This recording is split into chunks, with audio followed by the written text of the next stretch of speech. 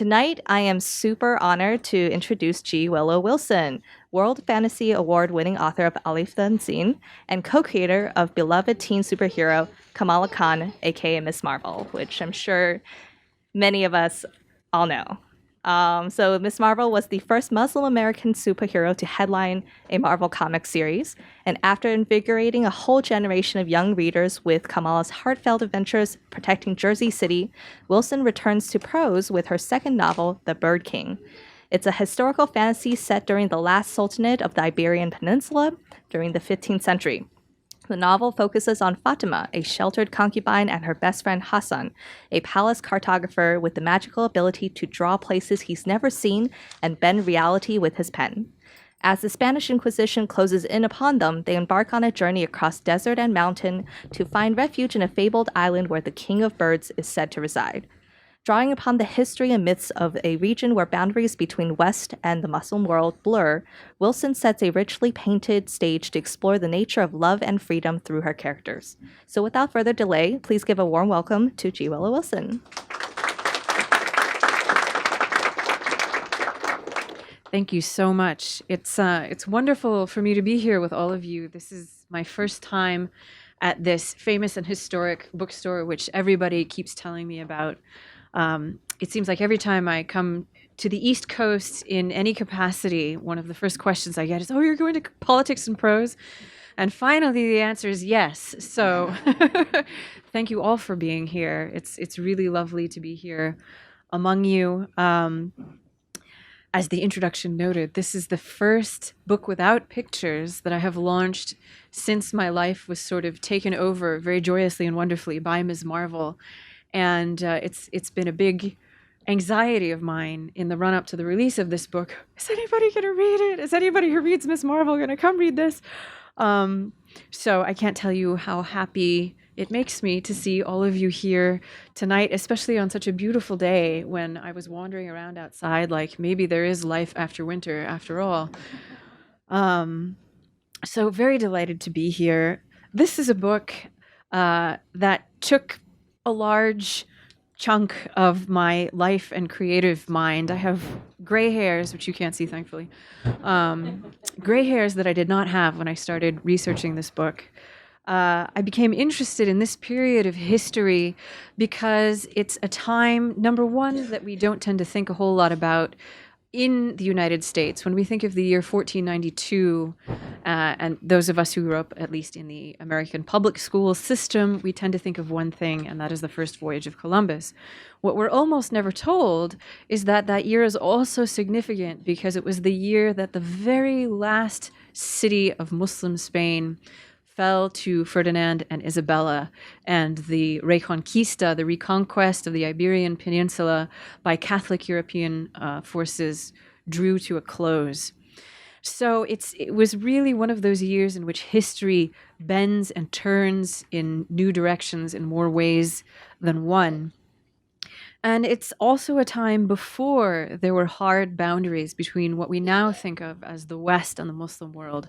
Those concepts did not quite exist yet. And if you've ever been to Spain, you can still see evidence of that today in the architecture, which is a tremendous and unique blend of North African, Near Eastern, and European that is replicated nowhere else in the world, including the stunning Palace of the Alhambra in Granada, where the first part of this book is set, which is just awe-inspiring and jaw-dropping at every single turn, even now, so many hundreds of years later.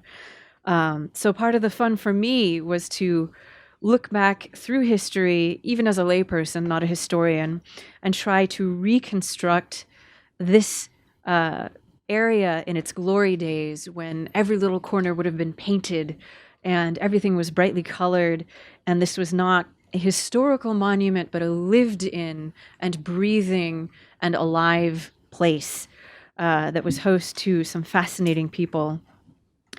In many ways, this book is quite personal, which seems an odd thing to say about a historical fantasy set hundreds of years before its author was born. But I get to kind of explore subjects and themes that are very, very close to my heart. I wanted to write a platonic love story I wanted to write about a relationship between a man and a woman that was not necessarily romantic, but was still very close and very passionate. I think often in fiction, we tend to put romantic relationships at the center of a story because that's the happy ending that we want. Whereas so many times, the relationships that sustain us on day-to-day level are the ones that don't get written about as often. The close friendships, the siblings, the collaborators, the people that we work with for years and years and who've seen us at our best and our worst. And I really wanted to put one of those relationships, those day-to-day relationships that tend not to get the spotlight, in center stage in this story. And also to dive into, at least from an allegorical or a metaphorical perspective, I'm still kind of on West Coast time. So if I start speaking in tongues, I apologize.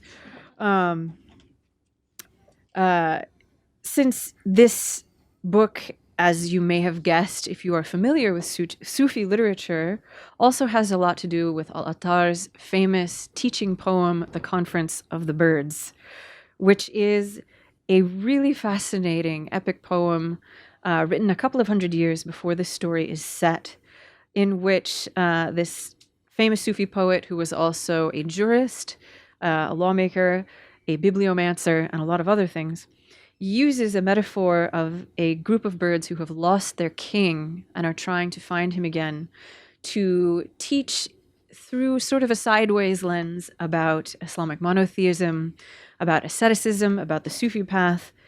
So that plays an important symbolic role in this book as well. And that was a fun area for me to explore.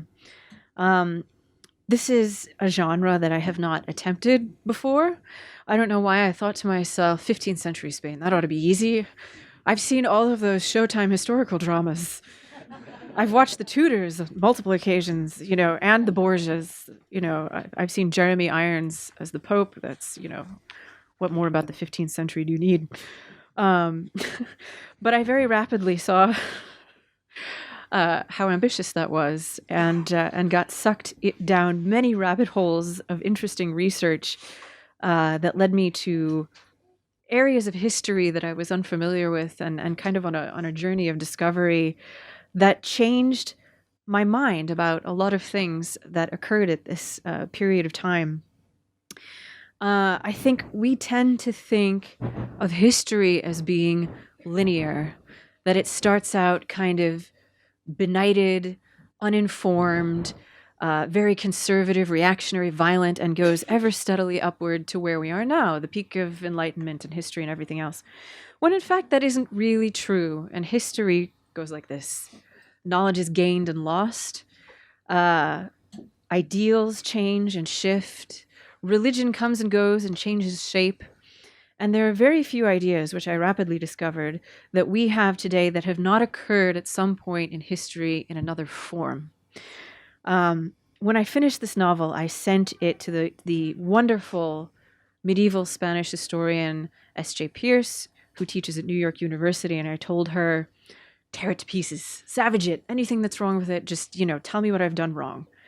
And I was really gratified 4 years after I began this project to get the manuscript back again and have notes on the lines of, what you say here is hyperbole, but only about 6 other scholars will understand that. And I was like, I'm going to let it stand.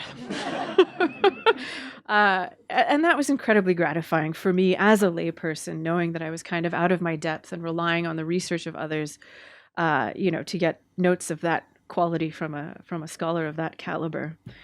So I'd like to read to you, if I may, from the first chapter of this book, not from the first word. I had a big debate about this on Twitter, which those of you who follow me may have seen, with some other authors when I kind of polled the audience and said, what do you do when you launch a book? Do you read the first chapter? Do you read an edited first chapter?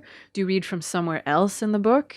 Which I finally decided to do during my tour for Alif the Unseen, because I belatedly discovered after several people fell asleep at several readings that the first chapter is not actually that interesting.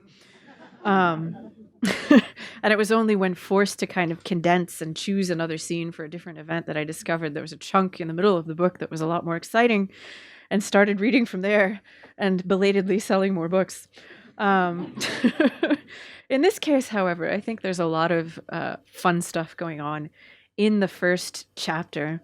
Although I kind of pick a chunk in the middle that is that I think summarizes nicely a lot of the relationships and a lot of the themes that you see later on in the book. You don't really need to know a lot going into this. All you need to know is that we are sort of looking over the shoulder of Fatima, who has been born and raised in the palace of the Alhambra, and her friend Hassan, the palace mapmaker. Everyone knows at this point that it's only a matter of time before Ferdinand and Isabella offer terms that the Sultan will be forced to accept, and that they are living through the last summer of the Empire of Al-Andalus. So, without further ado, "Choose a bird," said Fatima. It was the way all their conversations went now. The palace, rambling as it was, had grown cramped under siege, the air perpetually stale with the shut-up breath of 100 half-starved mouths. Every conversation became an argument. It was safer to retreat into the games of their childhood, as they did more and more, into the stories of creatures that could fly away. Fatima returned to her patch of sun on the balustrade. "A bird," she repeated. Hassan chewed for a moment before answering. "Red-crested pochard," he said triumphantly. Fatima laughed at him. "That's not a real bird," she said. "You're just being an idiot." "It is so a real bird. It's a sort of duck, a water bird. We used to have them on my mother's land near the lake. Hunters would come to trap them in the fall. In the course of their game, they had long ago run through all the ordinary birds, and had since moved on to the more exotic ones." "Very well," said Fatima. The pochard. Since he has a bright crest, perhaps he was vain, and when the other birds sought him out to accompany them on their journey across the dark sea to the mountain of Kaf, he refused. Why should he leave his home where everyone flattered him, and he could spend all day preening? The people of Kaf might not appreciate his plumage as they ought to do. But the hoopoe, yes, the hoopoe is my favorite. The hoopoe, who also had a lovely red crest, scolded the pochard for his shallowness. And then? I don't know, Fatima yawned. The effort of thinking too hard in bright sunlight had begun to tire her. But surely something silly enough to be called a pochard wouldn't survive such a long journey. Make me a new map. I want a view. A view, muttered Hassan. You've got lovely views already. Look at this view. Look at the fork-tailed swallows flying low across the reflecting pool. At night you can see a second field of stars in the water. Enjoy it now, Fa, for soon it will all belong to Castile. Will you make me a map or not? She demanded. Yes, of course I will. A map. A view. Hassan wiped his hands on his coat and sat down at his work table, a low, scuffed oak plank balanced on 2 stacks of books. Fatima knelt beside him. She liked to look at his face while he worked, to see it transformed by the fervent, vacant light that possessed him as his maps took shape. His lips would part in an eager smile, like a child's. There was a bliss about him when he worked and when he prayed that made Fatima wonder whether he knew what it felt like to have one's faith in the goodness of things removed. Fatima herself had never knelt upon a prayer mat except grudgingly. Obedience was demanded of her all day and on many nights, and when she was asked to pray, she had no more left in her. Hassan was different. His obedience was always rewarded. Whatever force he called upon in his silent moments always answered him, and though the maidservants might giggle and the undersecretaries scowl when he passed, he did not appear to notice. Hassan was the only person she allowed herself to watch so openly. It gave her a stealthy joy to sit beside him and try to translate the lively conversation between his brows, and know he neither minded nor misread her. He saw her looking now and smiled absently, reaching out to stroke her jaw with one finger. He took out a charcoal pencil and whittled it with a small knife, removing a fragment of paper from one of the untidy stacks on his desk. His fingers, the length and suppleness of which almost redeemed his awkward features, moved quickly across the page, defining the right angles of a short hallway, the nautilus shell progression of a flight of stairs. This is the way you came, said Hassan. His pencil rasped and shed black ash. This is a door. It leads off the small antechamber in the harem where the washerwoman keeps her baskets and soap. That is the door you want. Fatima teased the map from beneath his fingers and slipped it into the embroidered V at the front of her tunic, against her skin. Hassan watched her and sighed. "You're wasted on me," he said. "Look at you." He took her hands in his and turned her to face the sun. "Look." Fatima smiled. She was not above admiring herself. Her eyes were so black and unflawed that they swallowed the afternoon light without reflecting anything, like a night without stars. They floated in a face whose pallor might make another girl look sickly. There was no high color in her lips or cheeks, of the kind the poets praised. Her beauty was something too remote for poetry, a tilting symmetry of jaw and cheekbone and dark brow. Only her hair seemed to be made of anything earthly. It billowed over her shoulders in a mass of dense sable curls that snapped the teeth of every comb Lady Aisha had ever taken to them. She was the last reminder of a time of prosperity, when pretty girls could be had from Italian merchants for unearthly sums. There had been no money and no victories since. The Nasrid sultans, heirs to the empire of Al-Andalus, to the foothold of Islam in Europe, seemed to have few talents beyond losing the territories won by their forefathers. They preferred beauty to war. They had built the Alhambra, every brightly tiled inch of which represented the life work of some master craftsman. That was all Al-Andalus was now, an empire indoors. A palace, and inside it a garden, and inside that a beautiful girl. "Men would risk their fortunes for an hour with you," said Hassan, letting her arms drop. "Other men." "You risk your fortune for my company," said Fatima. "I love you better than I would love those other men." Hassan leaned back in his chair and rubbed his eyes with charcoal-blackened fingers. "You're a good friend to me, Fa. Friends are rare these days, but you've got to be more careful. Laughter carries in the court of myrtles, and a woman's laughter most of all. It may carry all the way to the Sultan's quarters, and then what?" Fatima shrugged. "The Sultan knows what you are." "Still, I'm not allowed to speak to you unchaperoned. It doesn't look proper. And there is a vizier coming in half an hour who wants a map of the Castilian military encampment in Rehana. So," he pressed a kiss into the palm of her hand, "go look at your view." Fatima touched the map beneath her shirt. It crackled under her fingers. "What kind of view is it?" she asked. "Is it very pretty? Is it possible to see the sea from there?" Hassan was bent over his work again.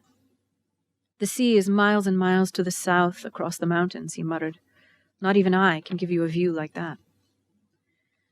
Fatima left the way she had come.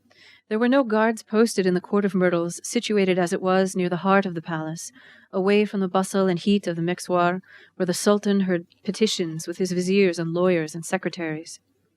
Yet it was summer, and the black-green bushes for which the courtyard was named were in full bloom, attracting a throng of beardless students set loose from their daily lessons. Fatima could see their skullcaps bobbing above the flowery hedge. She pressed herself against a pillar in the arched colonnade that framed the veranda and held her breath. There was a volley of laughter from among the myrtles. One of the students began to recite his lesson, half singing a few rhymed verses of the Aqidah in an unsteady tenor. Other voices joined his, growing softer as the students drifted away toward the shade of the interior rooms. Fatima pressed her cheek against the tepid stone and forced herself to relax. The door by which she had entered the courtyard stood nearby. It was not quite closed, so that she would make no noise when she returned. She passed through it on light feet and shut it behind her. The hall was plunged into darkness. She felt her way by memory, breathing the austere reek of dust and disuse, until she came to a meager strip of light on the ground that signaled the door to the harem's antechamber. Here she paused. No noise came from beyond it, no footfall interrupted the light beneath it. Fatima found the latch with her hands and pushed the door open.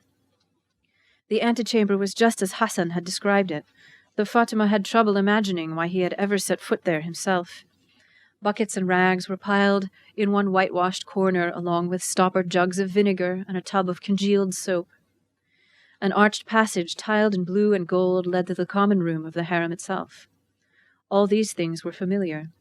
The small door set in the right-hand wall was not. The door was half of Fatima's height and whitewashed, like the walls, a crossbeam cut through it diagonally, giving the impression of a cupboard or closet. She opened it, expecting stacks of bed linen. Instead, she saw a flight of narrow stone stairs. Grinning to herself, Fatima ducked through the door, ascending the steps 2 at a time, pleased by the soft scuffing noise her feet made on the flecked stone. The edge of each step was worn to a fine polish, as if the staircase had been traversed by hundreds of pairs of feet, yet there was no sound save from her own movements, no hint that anyone else was near. There was strong light coming from somewhere. Squinting upward, Fatima thought she saw a window, or perhaps an empty arch. She put one hand on the wall, wide blocks of red-brown stone, in all respects a proper old wall, like all the proper walls of the old palace, and crept along, stepping gingerly on each unknown surface, until she reached the top. Her last step was only a half-step. There were an odd number of stairs, which pleased her. They ended in a sort of parapet, a small, square tower room with a narrow window in each wall. Fatima picked one and stuck her head out. She was greeted by a blast of wind. It smelled of dry hay and cold water. The summer heat would not last much longer. Fatima took several deep breaths, enjoying her own dizziness, blinking in the sharp-shadowed afternoon as the objects below her resolved themselves. She was in a southeast corner of the palace. Her window overlooked the low roof of the mixwar and the wide lawn beyond, burned yellow now as it always was by summer's end. The hills spilled away beneath it, cloaked in dark elms, tapering off at the smoke-clad Medina in the valley below. There were the red-tiled roofs of villas, the cramped knot of houses that formed the Juderia. She could see tiny green squares of garden in innumerable courtyards, and below these, in the lap of the valley, the shallow river that supplied them. In the distance, where the ground flattened out, there was the wide plain of the Vega de Granada, smudged here and there with plumes of smoke and dotted with the skeletal remains of siege engines. Beyond these human outworks were the shoulders of the mountains that receded south, in a humid haze, as ambivalent toward their Catholic rulers as they had been toward their Muslim ones, their pelt of pines and grasses unfurling toward a pale and factionless sky. They ended in nothing, for Fatima's knowledge of the world did not extend as far as the sea. Yet standing there, she thought she detected the faint, damp scent of salt carried on the wind from the south. Hassan had tried his best. Fatima pulled her head back inside with a feeling of regret. Lady Aisha had undoubtedly awoken by now and gone to bathe. Her bondswoman's absence would be noted. She turned away from the window and hurried down the echoless stairs, her footfall landing strangely in her ears, emphatic like a kind of speech. At the bottom she lifted the latch on the little unassuming door and passed through, shutting it behind her as softly as she could. She stood on tiptoe in the antechamber with Hassan's map in her hands. If she misplaced it, she would forget. The location of the door would grow indistinct in her memory, and she would confuse it with other doors that led to other rooms. She had on occasion attempted to find her way back to the places Hassan had marked for her without a map, and inevitably got herself turned around, or found familiar rooms rendered suddenly alien. It was unpleasant to be lost in your own house. She did not intend to repeat the experience. Fatima folded the map and tore it along the crease, then unfolded it and tore it again, until she was left with a pile of tiny fragments. These she let flutter to the ground. Straightening, she smoothed her tunic and trousers, setting off down the tiled hallway that led into the harem itself. She did not look back. She knew well enough what she would see. The wall would fold up without a sound, as if it was made of ether, and the door would vanish, leaving no trace of itself, but motes of dust, suspended in the light. Thank you.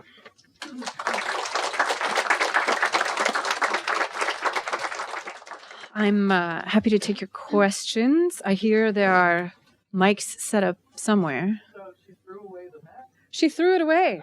I know. But don't worry, there will be more. Okay, we found the mics. That's good. Or at least one of them. Oh, there's one over there too. Okay, well, yes. I don't know what the usual order of operations is if we go back and forth, I assume, or if there's only one person who wants to ask a question, then we'll just use this one and ignore the other one. So, yes, go ahead. Hi, thanks for coming. I'm curious if there were any other novels set in this period that you might have read to see about existing literature. One that I had in mind is sort of a pastiche of this era called The Lions of Al Rassan by Guy Gabriel Kay. Yeah. And I'm curious if you looked at that. Funnily enough, I just started reading it literally last week. No, I stayed away from that one just because I was in the middle of so many other things. I kind of didn't want to fake myself out by reading fiction about the time period, with the exception of Umberto Eco, because I love him to death. And you can probably see his fingerprints on this. But no, I just started it and it's really interesting. What's interesting to me too is that we're just now within the past few decades seeing Spanish writers from Spain, kind of reckoning with this period of history in different and interesting ways. Whereas for a long time, as in hundreds of years, it was very cut and dry that it was, this is not part of our history. Our history is Catholic. It stops when the Muslims show up and it restarts after the Reconquista.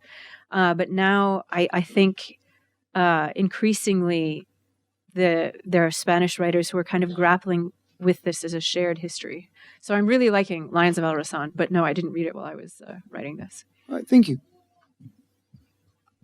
I snuck over Hi. here. Sorry. Sneak away. I was just wondering, how is writing a prose book different than writing a comic book? And do you have one that you prefer?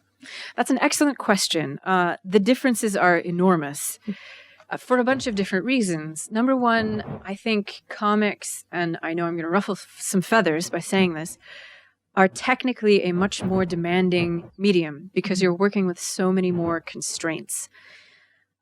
First and foremost, a constraint of length. If you're doing a superhero comic, it has to be 20 pages once a month, not 19, not 21. So you've got that. You can't afford a lot of digression in a situation like that. When I'm writing a novel, if I want to sort of chase a rabbit down a hole and have like a side plot or whatever, I can do it to my heart's content. And if the book is 300 pages, that's fine. If the book is 500 pages, that's fine. In comics, you're not just writing a story, you're also constructing a piece of art that people interact with. And so you kind of have to be a bit of a psychologist. What I mean by that is if, for example, you want to have a cliffhanger in a comic book, you have to make sure the resolution of the cliffhanger is on a page turn. Because if it's on the facing page, the suspense is ruined as soon as you set it up. Because the way that we process images is fundamentally different from the way we process words. You also have to know how many panels, how many individual images it takes to describe a single action, which involves guessing how much of that action the reader can fill in subconsciously. So if you're showing somebody kicking a soccer ball into a goal, is it enough to show the foot connecting with the ball and then the ball going in? Do you need the ball sailing through the air? Do you need even more? And by the way, when you see pages that are like the whole page is somebody kicking a ball or lighting a cigarette or a bullet leaving a gun, and it goes on for like a page and a half, and there are little captions with like somebody's life philosophy in it, that's called decompression. That's the word for that. So it's a lot. It's a lot. And it's a shared canvas because I'm really just sort of writing notes for the artist. And 90% of what I write is never seen by the reader. You see the dialogue balloons. And I assume that you see sort of the architecture of the story. But most of what you see is the work of the artist and their interpretation of my little scribblings. And, you know, so-and-so looks mad, which can look a lot of different ways. I don't usually write something that simplistic, but, you know, you get the idea. You're seeing the interpretation of my words by somebody else, and then by the colorist, and then by the letterer. So it really is the work of many hands. And writing a prose novel is sort of like running scantily clad through the streets because I can do whatever I want. It's all me. You know, you see every single word I write instead of like maybe 25% of the words I write. So I don't know that I prefer one to the other because I would miss both of them if I eliminated one from my life. Thank you. Yeah, thank you. What a great response and great question. Oh, that's so sweet. So I interviewed you on my radio show for Alif the Unseen, which is such a Okay, yeah. And I look forward to booking this one too, because you paint so well with words. Thank you. And Alif the Unseen was so fabulous, what Arabian Nights with internet kind of thing, and so resonant in its pertinence to now. And I was wondering, do you feel the pertinent sort of medicine thread of this novel to now?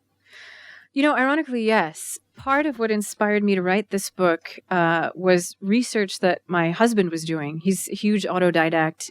He's taught himself 2 or 3 different languages. And his native language is Arabic, and he loves reading kind of medieval fiqh, medieval jurisprudential opinions by Islamic scholars. And he was reading me a bit of what he was researching. This is years ago.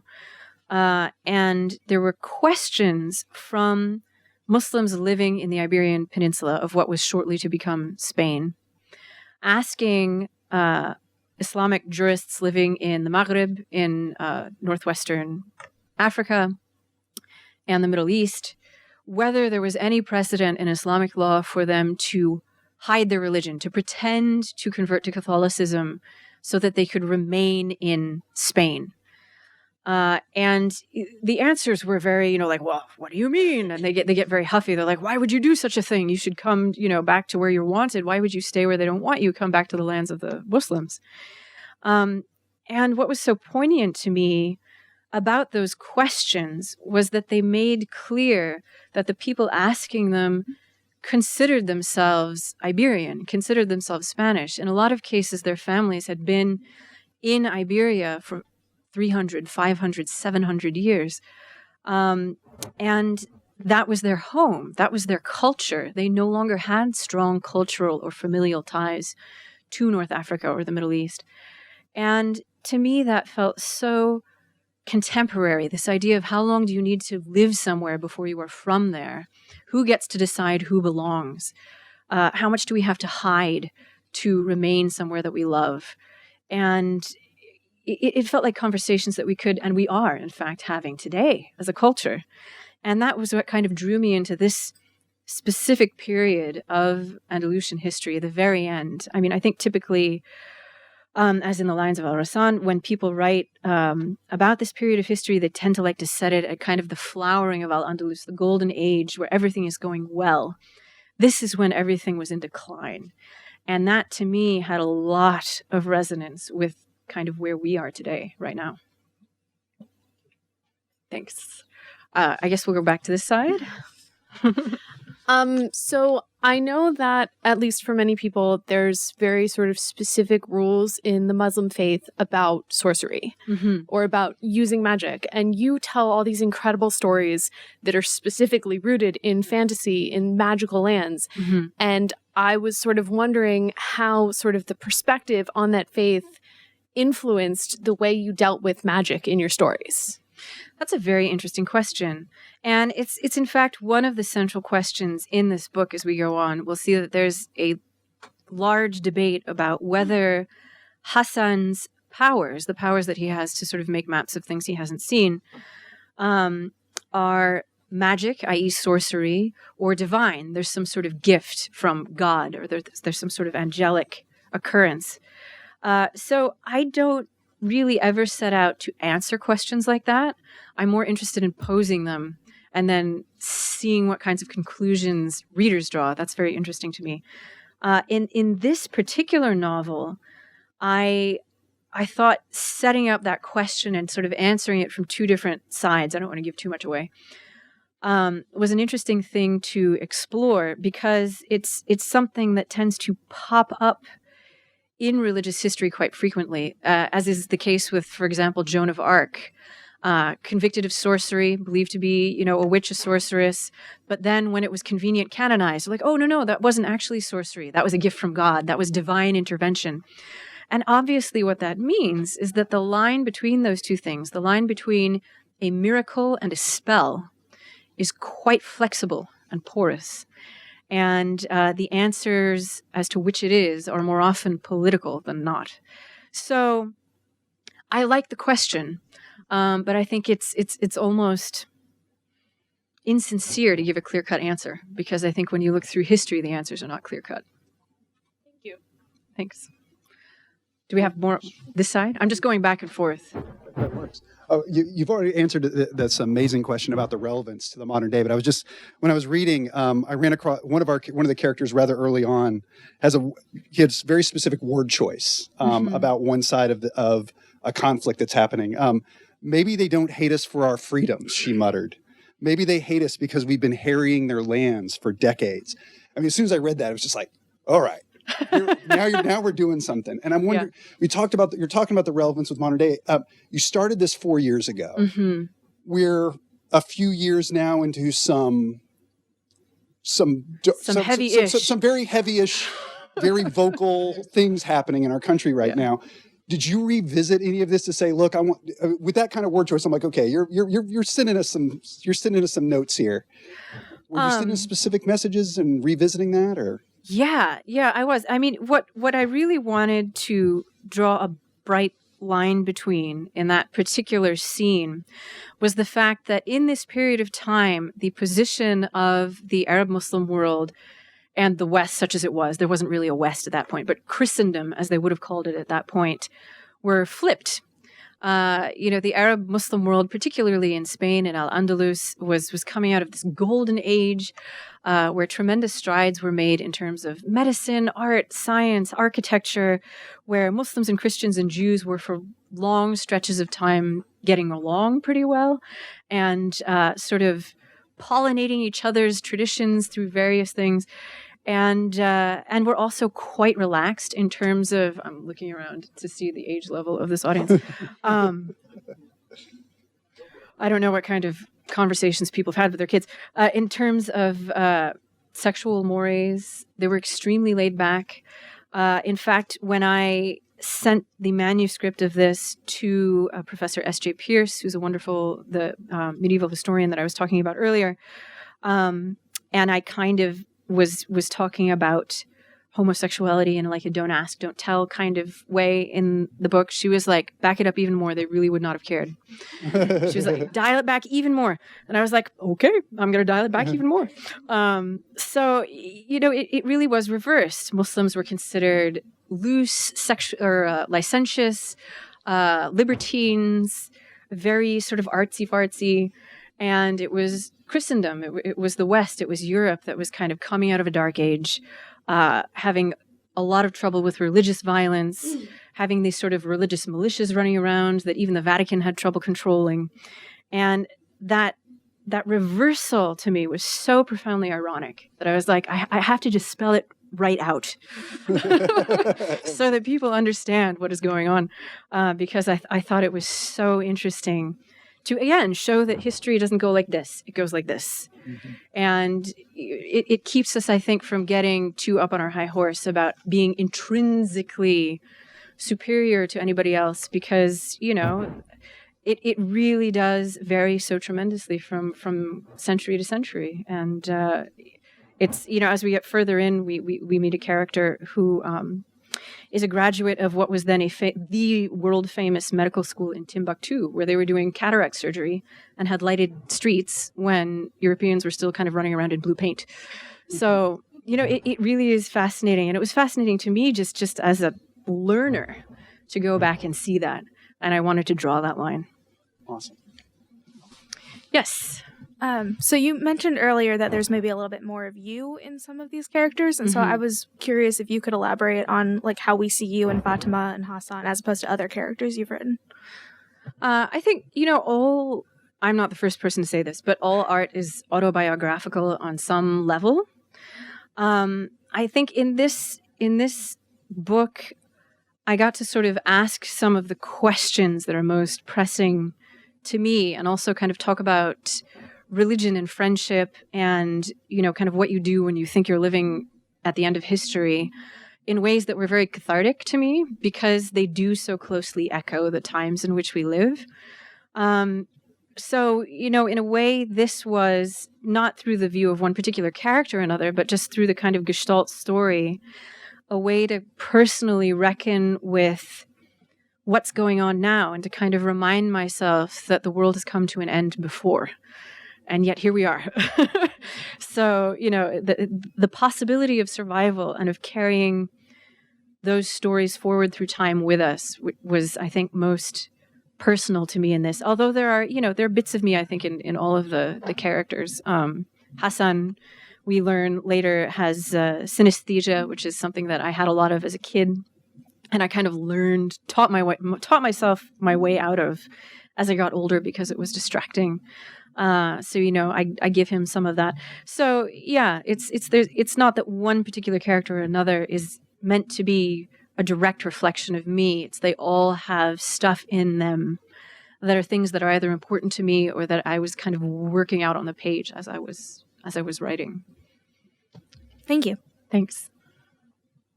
Hi, a long time ago, I read the Salman Rushdie's The Moor's Last Sigh, which introduced me, a medieval and early modern history major, to the other side of the Spanish history. Did you read that, and was that in any way like an impetus for, that's an interesting period? I haven't read the whole thing. I started it as an undergraduate. It's hard. It's not, yeah. I mean, It's hard. Rushdie is challenging in good ways, I think, but you have to kind of stick with it. I think I was about 19 at the time and didn't stick with much of anything.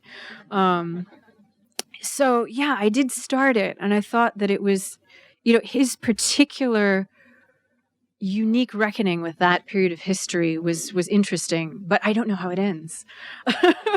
So you'll have to tell me what kind of conclusion he draws. I read it after I was assigned the Satanic Verses in one of my literature classes, which was taught by a wonderful Iraqi professor who kind of formed a lot of my ideas and actually helped me with some of the research of what would eventually become Alif the Unseen, which, kind of the threads were there even for me as an undergraduate. So yeah, there's what's interesting having written this book is that at each stop I've been to, I've gotten kind of like a partial reading list.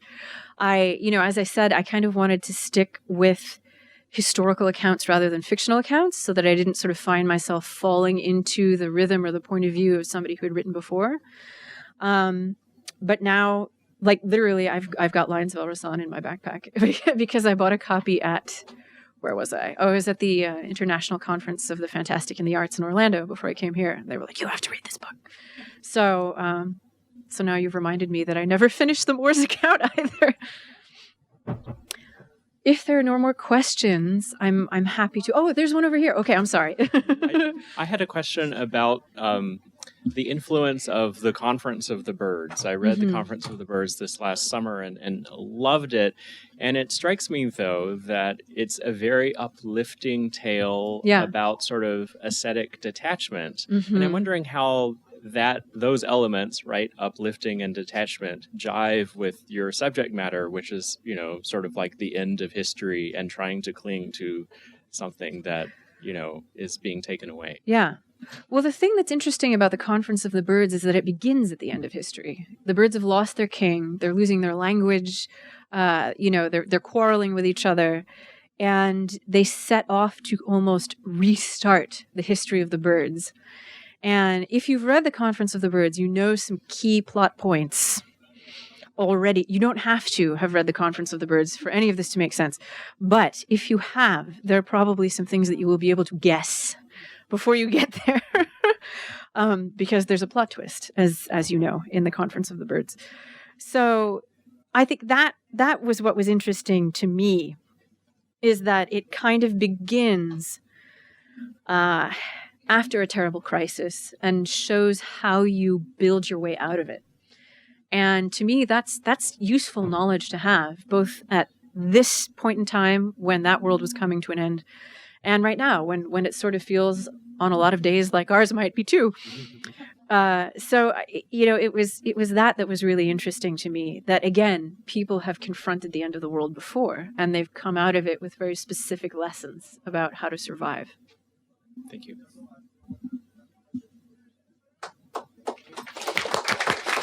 Okay. Books Thank are you all for so sale. much. Sorry. No, go ahead. Books are for sale at the cash registers up front. So if you haven't bought one and want one signed, please, you can get that up front. And we'll start the signing line over this way. Thank you all for coming. I really appreciate it.